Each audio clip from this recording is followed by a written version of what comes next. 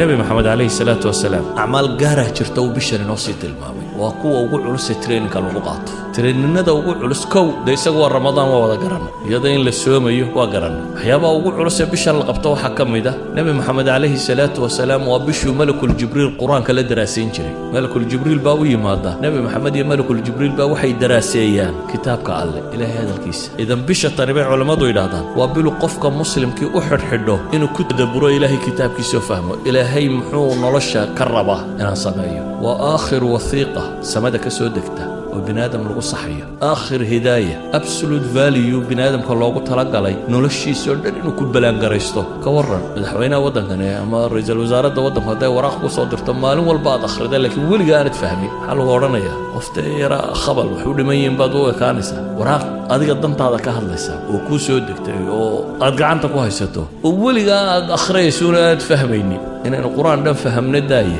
faatixadaynu fahmi weyn maalin walbana 17 jeer akhrino idan nabi maxamed alayhi salaatu wasalaam bishan wuxuu mudnaan gaarsiin jiray quraanka iyo akhriskiisa quraanka iyo daraasayntiisa walidaalka waa culimadii waaweynayda muslimiinta rakamidi hatta culumta kale ay dhigi jireen way joojin jireen imaam maalik oo soo xidhxidhan jiray xadiiska nabiga sidoo uu dhigayo baydaan bishatan culimo badan baa cilmiga kale oo dhan joojin jirtay waxay oran jireen bishan waa bishii quraanka akhriskiisa badiyaan imaam shaafici waxa laga sheegaa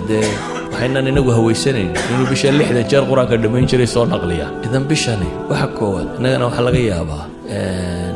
imaamka jiskutkiyan la yiraahdo masaajidkaas waa masaajid salaad badan oo muxuu sameeyaa jis quraan ku tukiyaa waxa la inaga rabay nabi maxamed alayhi salaatu wasalaam habeen buu salaad galay dabeetana saxaabi baa u yimid wuxuu shiris kaga xidho waa kan nabigiiba tukanayay waa ku xidha dabeetana nabigu alayhi salaatu wasalaam faatixadii markuu ka baxay baa al-baqara bilaabay waxaan sidii yiri kollay 100 aayadood meelaha soo akhri doona waa dhaafi al-baqara dhan buu dhameeyay buu yiri walaa 186 aayadood wala jis ya dheeraad al-baqara dhan buu nabigu dhameeyay buu yiri haddana البقرة مركب ودمينيي سيدويري بس دبده هاد الركوع دونا سورة النساء بلابي بيري مركاسو يردميي بيري النبي عليه الصلاة والسلام كاسان سيدويري هاد اسكر ركوع دونا مركاسو آل عمران دبك بلابي بيري هادنا سورة آل عمران بودميي وشنشسي ديرات أيها الركعة آخرية انت وحا كم مدن وليبا وحلايا آيات عذاب مسومر لا إلهي بك مغنقلي مال تصبيح مسومر لا وتسبيح سنة يعني قرآن الله لا يا مهن قرآن لو تدبر يلا فهم يوحو الشيء laga jawaabayo waa isagoo salaada ku jira markuu tasbiixaad iyo xamdala soo maro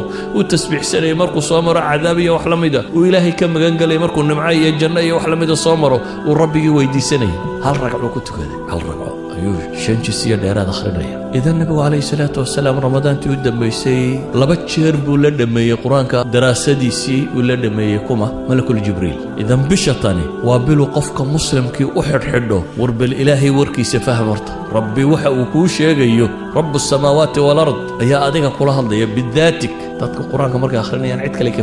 kale ka fakaraan adigu baa ilaahay la hadlaya qof walba gaarkiisa loo la hadlaya waxyaabaha bishatan وآتك وقبل جري النبي عليه الصلاة والسلام ومن المسلمين توفر وحكم إذا قيام الليل كتراويح دا صلاة دا بدن اللي تكرينت صلاة دا بتصطو يابا الله سفر وحكم إذا بشتن آتك لو قد داليه ونبي سمين جري التصدق صدقات إنه وين نقوح عنابين وبدنين ونتذكر وحنسينا سيدا أوجد أي صحابي محولها نبي قوحها مدق بدن ده أصليا بقى النبي عادي سواحد ولقي وحلا ويديه ما يمورن هذا بالقياس qof wax la weydiiyay ma yooranin waliba dadku isku mid maaha markaan dadka bacid ka dhaxaqoonaad meelaha iska joogto cidda kugu soo beegmaysa wax ku moodaysa waa dad yar ayaro qaraaba iyo laba saddex saaxiib ahaydeen cid kale bay wax weydiinaysa laakiin ka waran hadaa dad madaxdood tahay oo waliba aanad askar iyo cid ku ilaalisa lahayn oo waliba haduu madaxweynuhu shanta salaadood halkan inuu la tukado oo cid dadka ka celinaysa aanay jirin imsa qof wax weydiisan lahaa soo qof waliba dantiisa kulama soo dhaqaaqeen oo ismaaciil waa madaxweynihi ka waran haduu rasuul ilaahay yahay rasuulka ilaahay oo dadka dhex jooga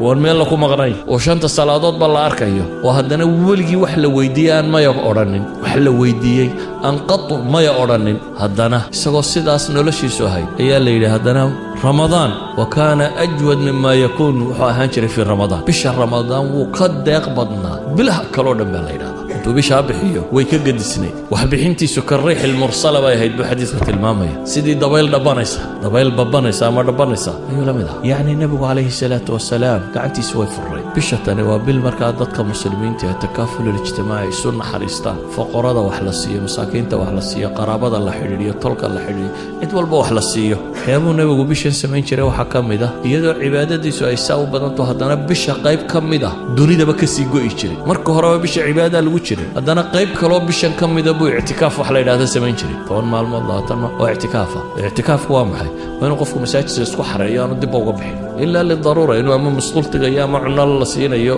wax allaaliya wuxuu ka maarmi karo inuu ka maarmo albaabka masaajidka inaanu istaagin oo markaa masaajidka gudihiisa maxaa laga qabanaya dadka badhba intay ictikaafka ku soo xaroodaan hurdo uun haddana hurdo looma soo xaroodo dad seexanaysa gurigaaga waad seexan lahayd waxaa loo soo xaroodaa in cibaadada la maximize gareeyo bishii waa sii dhammaanaysaaye 10 dambe inaad goosato markaa the last days baad ku jirtaa 10 maalmood ugu dambeeyana nebigu calayhi salaatu wasalaam uu ictikaafi jiray marka ictikaafku macnaheedu waa maxay xaaraan iyo baabka ka kaalaya mubaaxaadka iyo xalaashii buu ka tegayay xataa xalaal ajar looga qorayuu ka tegayo ajar ka weyn uu raadinayay nebigu calayhi salaatu wasalaam wuxuu inoo tilmaamay ninku gabadhiisa markuu u tago hadduu xalaal ugu tago ajar baa loo qoraa siduu xadiidka nebigu sheegay laakiin 10 maalmooda dambe maca dumarka waa laga fogaanaya walaa tubaashiruuhunna wa antum caakifuuna fi lmasaajid baa ilaahay haweenkana ha la dhaqmina idinkoo ictikaafsan baa layidhi idan 10 maalmood calaa'iqu dunya kullaha buu jaraya wuxuu u fasax qaadanayaa in 10 maalmood umuurta aakhiro qura uu ka shaqeeyo waxyaabaha bishan ku badnaa nabiga calayhi salaatu wasalaam waxaa ka mid ah ducaa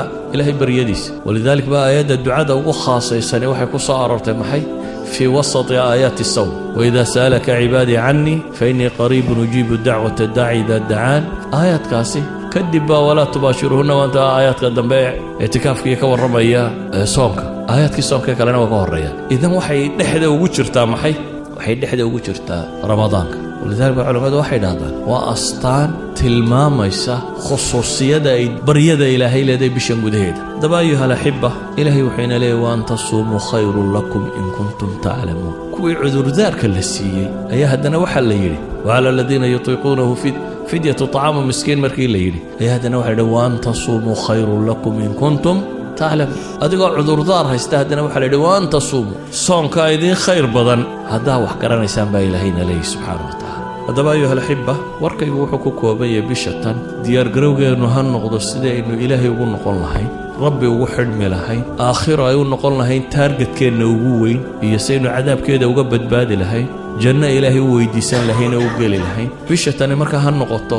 daal badani waa inuu kaa muuqdaa oo ah فإذا فرغت فانصب إلهي طاعتي سي عبادتي سيني نكو دالو بالكسلام نما بدن اينغا موقته ليزنس بلا نقاطنا ما بلدتكو عاجز وان صومنا قفل ويرا نفتك سي بخدو ايوا بلاد u baahantay waa tababarbaad galaysaay 12 bilood oo dambaad u sii sahay qaadanaysa 12 horena dambigooda iska maydhaysa waa bilaad u sii sahay qaadanayso afaaridii waaweyneed abaalisadii baa lagu soo deyn doonaa markay dhamaatay saad siga celin lahayd hadda training ugu sii jirta ibliisaanu dibku ugu duufsan lahayn iyo kooxdiisi idan haddaad bisha lafteedii dayacanto dee waa wada dayacmaysaa saawgeed buu nabigu wuxuu leeyahay